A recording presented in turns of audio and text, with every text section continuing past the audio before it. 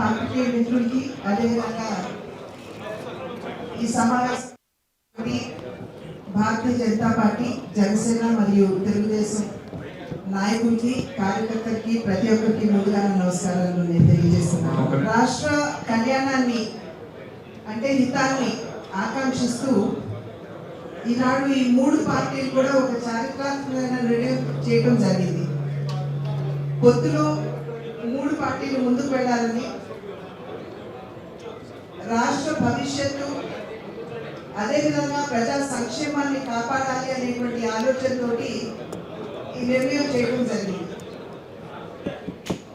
ఈ నిర్ణయాన్ని గౌరవిస్తూ ఈ మూడు పార్టీలు కూడా కలిసి ఎన్ని సీట్లు ఎవరు ఎక్కడ పోటీ చేయాలి అనేటువంటి తుది నిర్ణయాన్ని కూడా రావడం జరిగింది. కనుక ఖచ్చితంగా ఈ మూడు పార్టీలకు సంబంధించినటువంటి కార్యకర్తలందరూ కూడా అధ్యక్షులు తీసుకున్నటువంటి నిర్ణయాన్ని గౌరవిస్తూ ఆ నిర్ణయాన్ని కట్టుబడి ఈ కూటమి గెలుపుకి ప్రతి ఒక్కరు కూడా కృషి చేస్తారు అని చెప్పి మేమందరం కూడా గట్టిగా విశ్వసిస్తున్నటువంటి విషయం. ఎందుకంటే ఈ పొత్తు అనేది వాళ్ళ రాష్ట్రంలో చాలా అవసరం అని చెప్పి కేవలం ఈ మూడు రాజకీయ పార్టీలు మాత్రమే కాకుండా ప్రజలు కూడా ఎదురు చూస్తున్నటువంటి ఒక కలయిక. ఎందుకంటే రాష్ట్రం ఎదుర్కొనేటువంటి ఇబ్బందులు, ఏ విధంగా ప్రజా సంక్షేమానికి తిలోదకాలు ఇవ్వబడ్డాయో, ఏ విధంగా రాష్ట్ర అభివృద్ధి కుంటుపడిందో ప్రజలందరూ కూడా గమనిస్తున్నటువంటి నేపథ్యంలో ఈ పొత్తుని ప్రతి ఒక్కరు కూడా స్వాగతిస్తున్నటువంటి విషయం. కనుక ఖచ్చితంగా ఈ పార్టీకి సంబంధించినటువంటి కార్యకర్తలు ఈ నిర్ణయాన్ని కట్టుబడి, ఈ నిర్ణయాన్ని గౌరవిస్తూ ఈ కలయిక గెలుపుకి ప్రతి ఒక్కరు కూడా కృషి చేస్తారని చెప్పి నేనైతే గట్టిగా విశ్వసిస్తున్నాను. ఎన్నికలు మన ముందున్నాయి. ఇవాళ మధ్యాహ్నం ఎలక్షన్ కమిషన్ వారు ప్రెస్ పెట్టి ఈ నియమావళి ఏదైతే ఉంటుందో వారు విడుదల చేసేటువంటి పరిస్థితి మనం చూస్తున్నాం. ఆ సందర్భంలో ఈ పొత్తు క్యాంపెయిన్ లో మొదటి అడుగుగా రేపు నరేంద్ర మోడీ గారు చిలుకలూరుపేట దగ్గర గొప్పూడి అక్కడ బహిరంగ సభలో ఈ మూడు పార్టీలు ఎన్డీఏకి సంబంధించినటువంటి బహిరంగ సభ నిర్వహిస్తున్నటువంటి సందర్భంలో వారు ఇక్కడికి రాబోతున్నారు. వారిని మేము స్వాగతిస్తున్నాము. వారు ఈ ఎన్డీఏ కూటమి విజయానికి శంఖారావు వారు రేపు సభలో పూరించబోతున్నారు.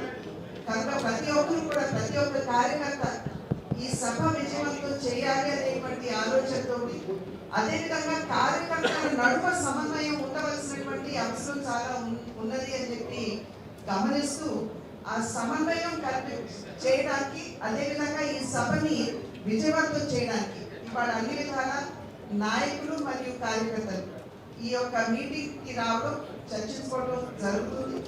రేపు ప్రజలు చూస్తారు ఎంత విజయవంతంగా ఈ సభ నిర్వహించబడుతుందో. నేను ఇందాకన్నట్టుగా ఇది విజయానికి తొలి అడుగుగా ఈ కూటమి నేను భావిస్తున్నాను. నమస్కారం. థ్యాంక్ యూ అండి. ఇరు జిల్లాల నుంచి వచ్చిన వివిధ పార్టీ నాయకులు, అంటే మనం Bharatiya Janata party, Telugu Desam party, Janasena party నాయకులు రేపటి రోజున మనం చేయాల్సిన ఏర్పాట్లు, ఆ హడావుడిలో మీరు కూడా తిరిగి వెళ్ళాలి కాబట్టి మేడం పురంధేశ్వరి గారు అన్నట్టు ప్రతి ఒక్కరికి ఒక బాధ్యత మనం సమన్వయపరుచుకుంటూ వెళ్ళాల్సిన అవసరం ఖచ్చితంగా ఉంది. సో మీరందరూ కూడా దయచేసి ఒక బాధ్యతతోటి ప్రధాని నరేంద్ర మోడీ గారు రేపు సాయంత్రం 4 చేరుతారు. ప్రజాగలం అనే ఈ సభకి ఇది మన ఎన్నికల శంఖారావంగా, దీనికి మీరందరూ కూడా అన్ని విధాలుగా లోతుగా ప్రతి మండలం నుంచి, ప్రతి గ్రామాల నుంచి ఎంతోమంది ఆసక్తి చూపిస్తున్నారు. వాళ్ళకి తగిన ఏర్పాట్లు అన్నీ కూడా చాలా భారీ స్థాయిలో మన పెద్దలు తెలుగుదేశం పార్టీ అచ్చెన్నాయుడు గారు కూడా ప్రతిరోజు పర్యవేక్షిస్తూ ఆయన కూడా ఫాలోఅప్ చేస్తున్నారు.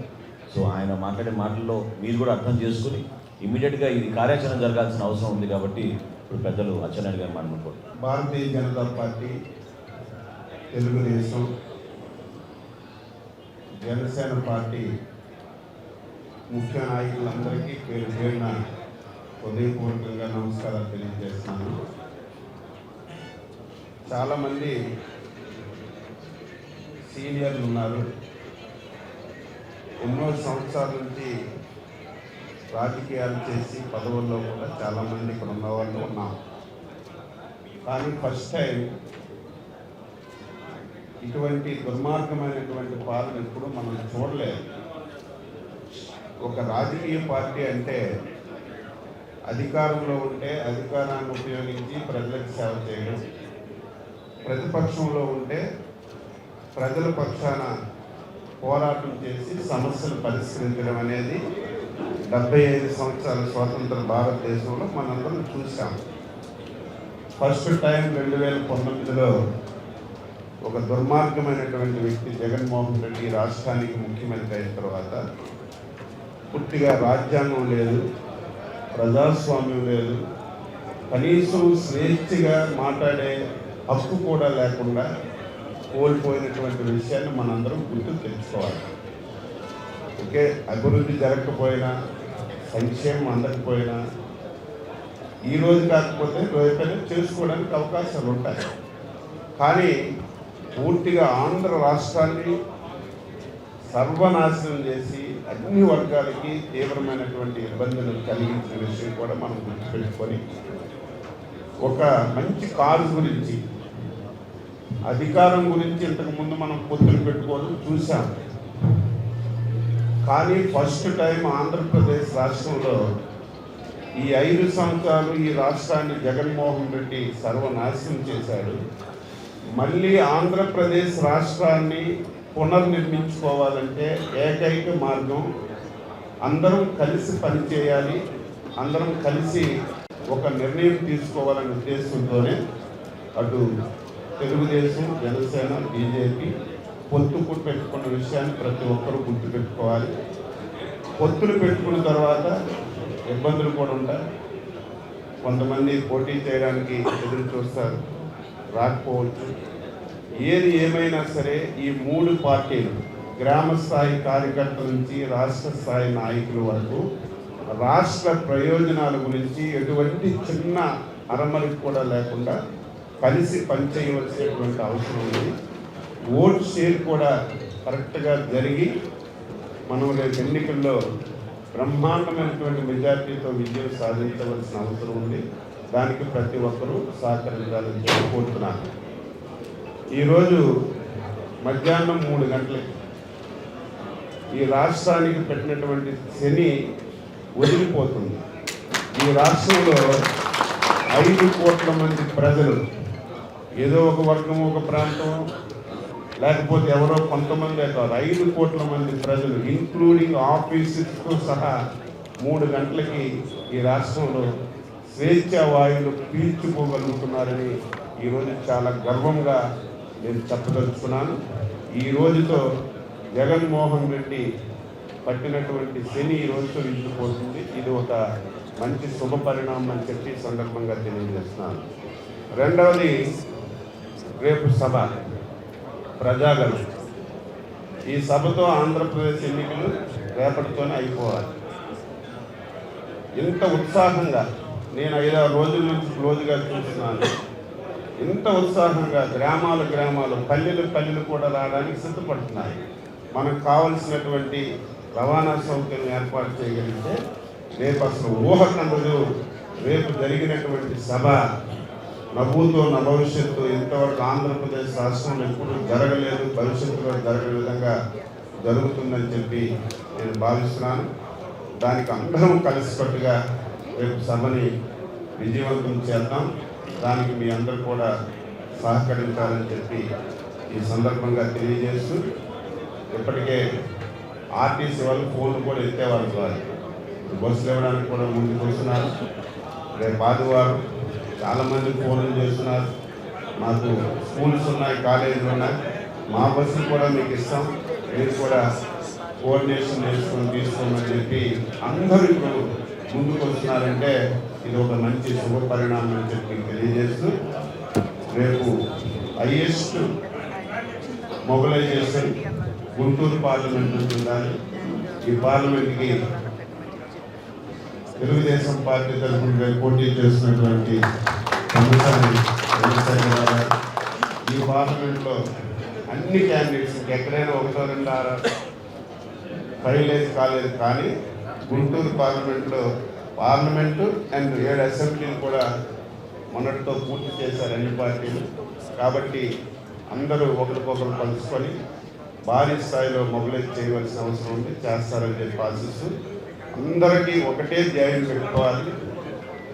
జగన్మోహన్ రెడ్డి వైసీపీ విముక్తి ఆంధ్రప్రదేశే మనందరి ధ్యేయంగా పెట్టుకోవాలి. దాని గురించి అందరం కలిసికట్టుగా పనిచేద్దాం. చిన్న చిన్న పొరపాట్లు ఉన్నా సరే ఎవరి పార్టీ వాళ్ళు సరి చేసుకోవాలి. చిన్న అసంతృప్తి ఉన్నా సరే రాష్ట్ర ప్రయోజనాల గురించి అందరం కలిసి పనిచేద్దామని చెప్పి ఈ సందర్భంగా తెలియజేస్తూ అందరికీ నమస్కారం. థ్యాంక్ యూ అచ్చెన్నాయుడు గారు.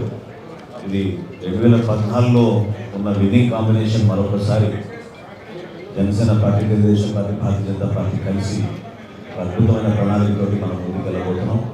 అచ్చెన్నాయుడు గారు చెప్పినట్టు రేపటి సభతోటి వైసీపీ పాలనకి ఫుల్ స్టాప్ పెట్టే పరిస్థితి రాష్ట్రంలో ప్రజలందరూ కూడా ఎదురు చూస్తున్నారు. సో దానికి మనందరం కూడా ఒక మంచి కసరత్తు చేసుకొని సమావేతమై ప్రోగ్రామ్ సక్సెస్ అవ్వడానికి నియోజకవర్గ స్థాయిలో, మండల స్థాయిలో, గ్రామ స్థాయిలో దయచేసి మీరు అందరూ కూడా సమన్వయపరుచుకుంటూ ముందుకెళ్లాల్సిన బాధ్యత మన నాయకులకు అందరికీ ఉంది. దారి పొడుగున అన్ని విధాలుగా ఏర్పాట్లన్నీ కూడా జరిగినాయి. మెడికల్ క్యాంప్స్ కానివ్వండి, ఆహార శిబిరాలు కానివ్వండి, ప్రతి ఒక్కరికి మంచినీరు, మజ్జిగ ప్యాకెట్లు, ఇవన్నీ కూడా చాలా లోతుగా ప్లాన్ చేసి చక్కటి స్పందన ఉంది క్షేత్రస్థాయిలో. ఆ స్పందనని గౌరవించే విధంగా మనం ఈ సభని ప్రతి ఒక్కరూ కూడా విజయవంతంగా చేయాలి. ప్రజాగలం అంటే ప్రజలు ఏదైతే ఇన్ని రోజుల నుంచి ఎదురు చూసి ఆ గలం వినిపించాలని కోరారో ఆ సభతోటి రేపటి రోజున దాన్ని విజయవంతం చేసి లక్షల్లో వస్తున్న జనాన్ని మీరందరూ కూడా ఆదరించి జాగ్రత్తగా వాళ్ళు తిరిగేంత వరకు ప్రతి ఒక్కరు కూడా సహకరించాల్సిన అవసరం ఉంది. ఇరు జిల్లాల నాయకులు ఇక్కడికి వచ్చారు, కృష్ణా జిల్లా, గుంటూరు జిల్లా. అదేవిధంగా శ్రవణ్ గారు దీన్ని కోఆర్డినేట్ చేసినందుకు ఆయన కూడా నేను మనస్ఫూర్తిగా నేను ధన్యవాదాలు తెలుపుతున్నాను. పార్లమెంట్ సభ్యులు, అసెంబ్లీ స్థానంలో పోటీ చేస్తున్న అభ్యర్థులు అందరూ కూడా మీకు సమయం తక్కువ ఉంటుంది, కానీ ఇవాళ రేపు మాత్రం దయచేసి ఈ సభని విజయవంతం చేయడంలో మీ కృషి 100% ఉండాలి. ఒత్తిళ్ళు ఉన్నా కూడా, కార్యక్రమాలు ఉన్నా కూడా వాటిని ఈ 2 రోజులు మీరు పక్కన పెట్టి ఈ సభ విజయవంతం అయ్యేటట్టు ప్రధాని నరేంద్ర మోడీ గారి నాయకత్వంలో మనం ఎటువంటి ప్రభుత్వం రేపటి రోజున స్థాపించబోతున్నామో దాన్ని ప్రతి ఒక్కరికి తెలిసే విధంగా మనం కష్టపడాలని మిమ్మల్ని అందరూ కూడా పిలుపునిచ్చుకుంటూ ఇప్పుడు భారతీయ జనతా పార్టీ జాతీయ ప్రధాన కార్యదర్శి శ్రీ వినోద్ తావడే గారిని మాట్లాడమని కోరుతున్నాను.